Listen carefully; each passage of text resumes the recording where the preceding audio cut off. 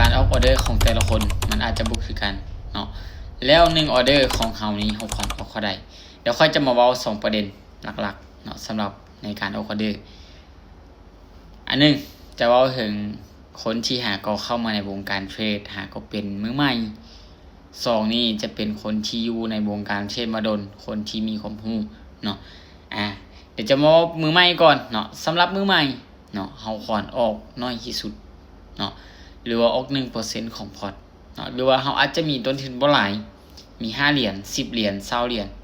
ควรออก1เหรียญเริ่มต้นเนาะบ่แม่นว่าเฮาเป็นมือใหม่เนาะมี5เหรียญนี่ใส่ไปเลย4 5 6เหรียญเนาะหรือมี20เหรียญไปเลย10เหรียญจังซี่นะไปเลย5เหรียญบ่ให้เห็นเนาะหากว่าเฮาเป็นมือใหม่อยู่เนาะเฮาควรออกเริ่มต้นที่1เหรียญ1จุดปลายบริหารทุนให้ได้ประมาณ3ไม้เนาะจะเป็นการดีที่สุดสำหรับมือใหม่เนาะพยายามเนาะบ่ต้องออกหลายเนาะการที่เฮาออกหลายเฮาเป็นมือใหม่นี่เจนให้เฮานี่เกิดมีความย้านหลังจากเกิดมีความย้านแล้ววิเคราะห์ตลาดบ่ได้บ่มั่นใจในตัวเองเนาะฉะนั้น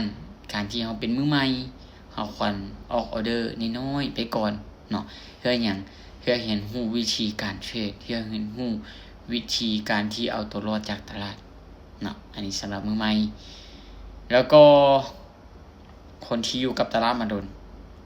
เนาะคันหากว่าอยากจะออกออเดอร์อีหลีเนาะต้องออกบ่เกิน1หรือ 2% ของต้นทุนเนาะ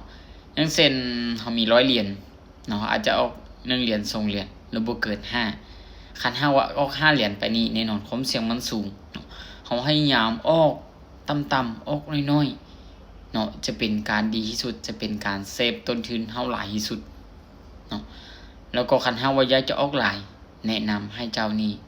ต้องเป็นคนหนึ่งที่อยู่ในวงการนี้มาอย่างต่ำ3ปีเป็นคนที่มีประสบการณ์เป็นคนที่มีความรู้หลายจึงสามารถออกออเดอร์ที่ว่ามันใหญ่ได้เนาะแต่ว่าทางที่ดีเนาะค่อยแนะนำเลยเนาะสำหรับคนที่ว่าจะเป็นคนที่หาก็เข้ามาในวงการเทรดเนาะคนที่อยู่กับตลาดมาดนคนที่มีประสบการณ์ค่อยก็บ่อยากให้ออกออเดอร์หลายจนเกินไปเนาะเพราะว่าการเทรดเนาะความเสี่ยงมันสูงเวลาเสียเฮาอาจจะเสียต้นทุนเฮาหลายแล้วก็จะเห็นพอร์ตของเฮานี่แตกได้ไว